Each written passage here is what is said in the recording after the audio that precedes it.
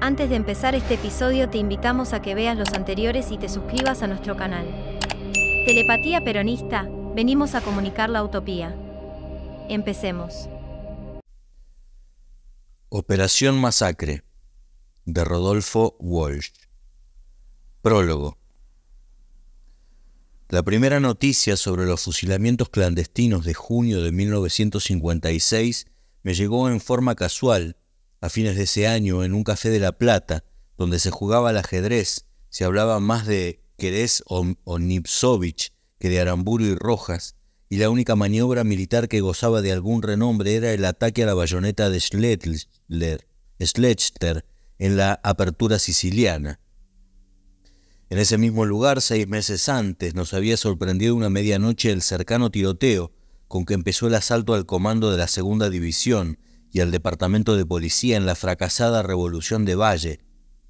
Recuerdo cómo salimos en tropel, los jugadores de ajedrez, los jugadores de codillo y los parroquianos ocasionales, para ver qué festejo era ese, y cómo a medida que nos acercábamos a la Plaza San Martín nos íbamos poniendo más serios, y éramos cada vez menos, y al fin crucé la plaza, me vi solo.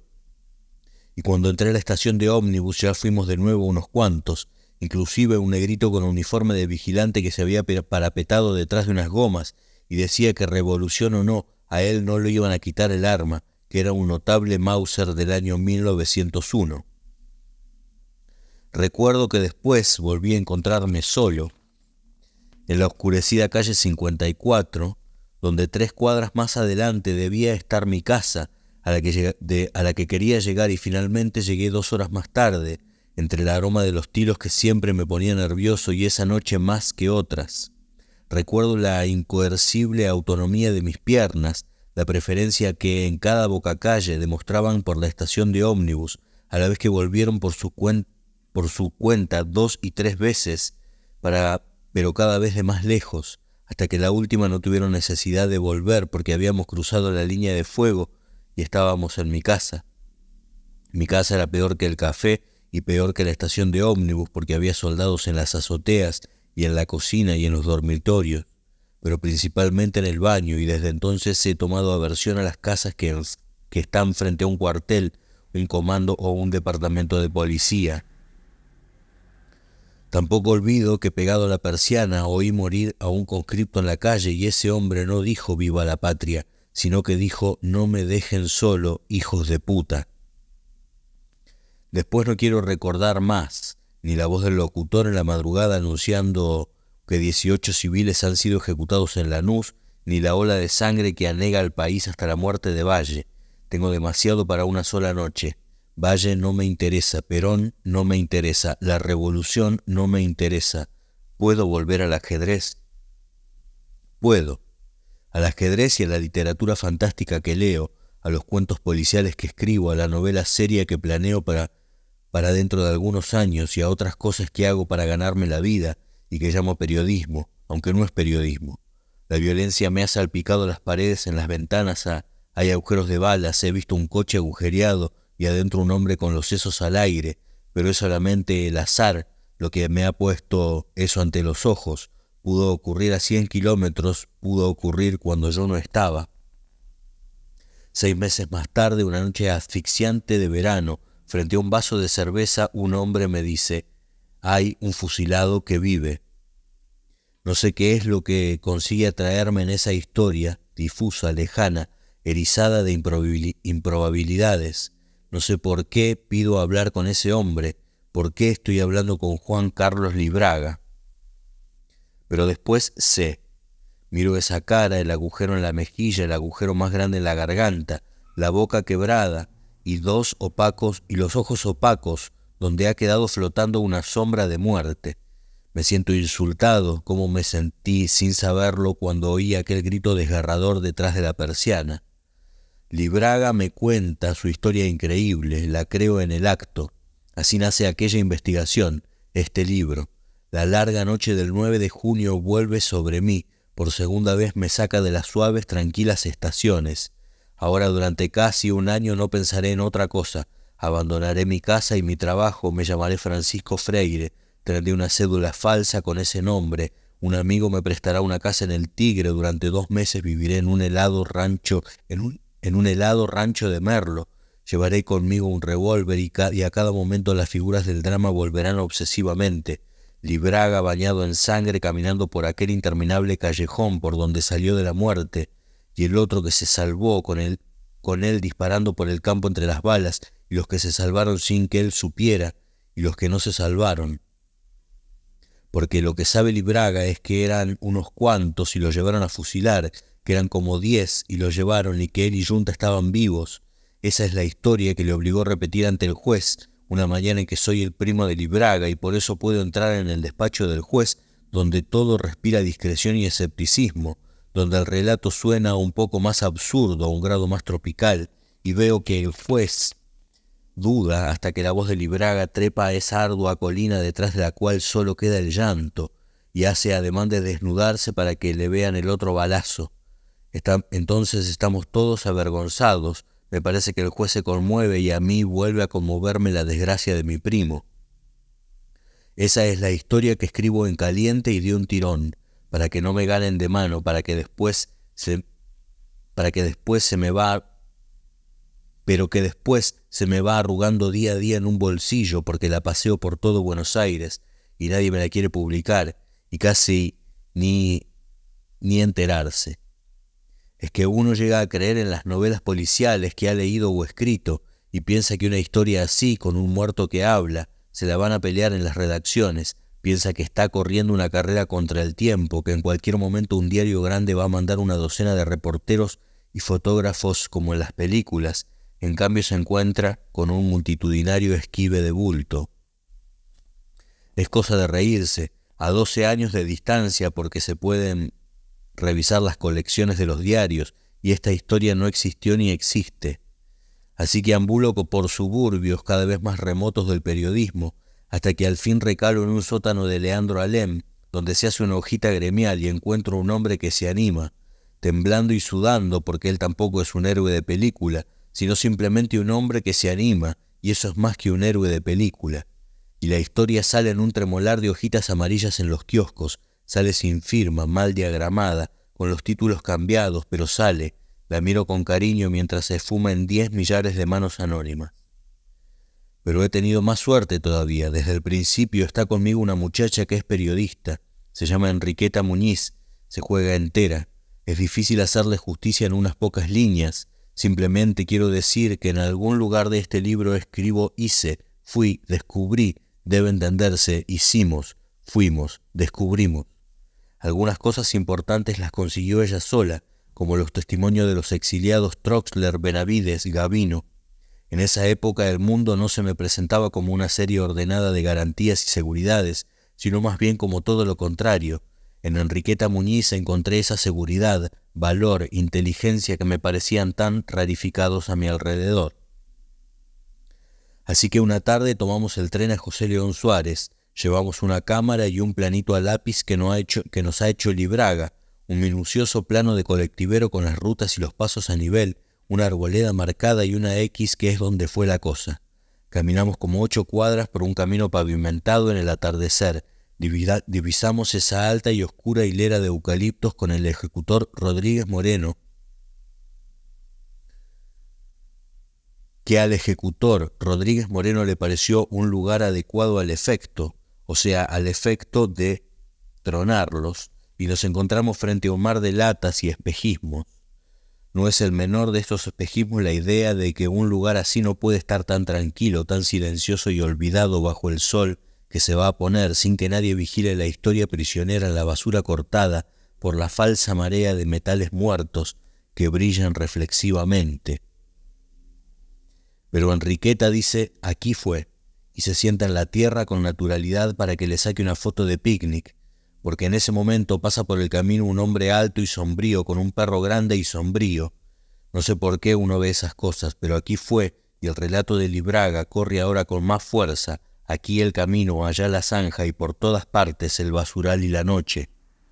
Al día siguiente vamos a ver al otro que se salvó, Miguel Ángel Yunta, que nos recibe con un portazo en las narices.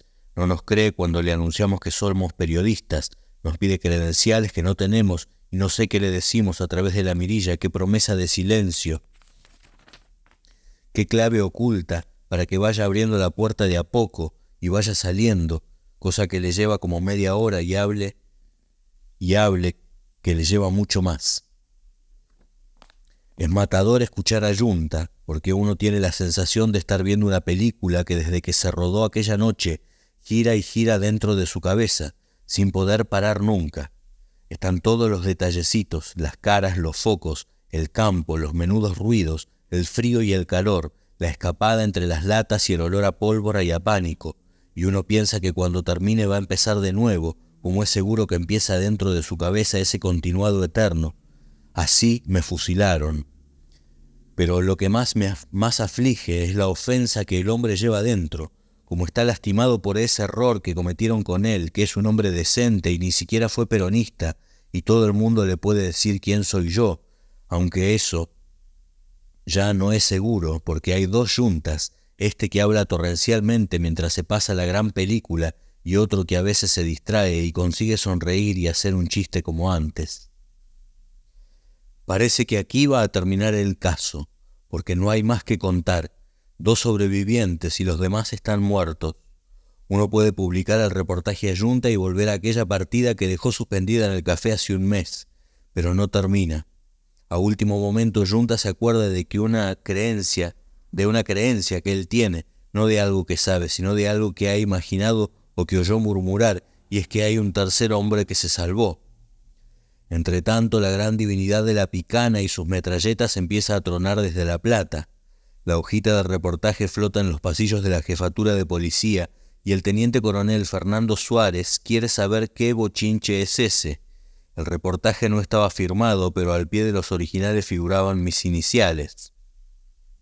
En el diarito trabajaba un periodista con las mismas iniciales, aunque a él le tocaron en otro orden, JWR.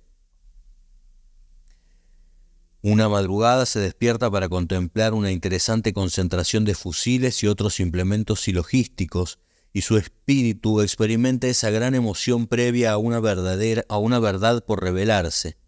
Lo sacan en calzoncillos y lo trasladan en un vuelo a La Plata y a la jefatura.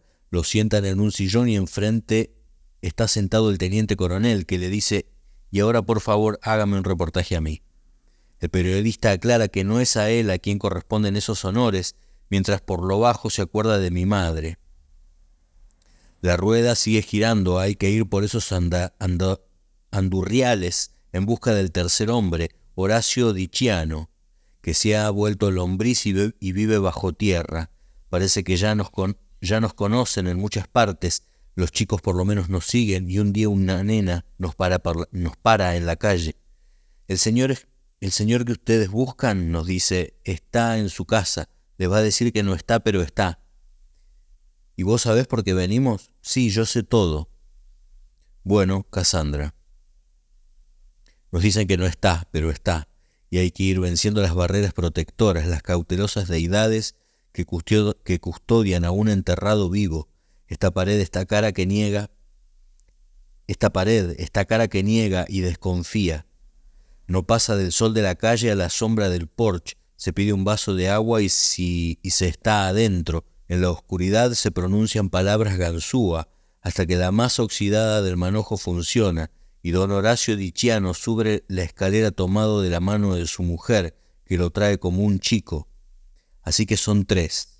Al día siguiente llega al periódico una carta anónima y dice que lograron fugar Libraga, Yunta y el ex suboficial Gavino.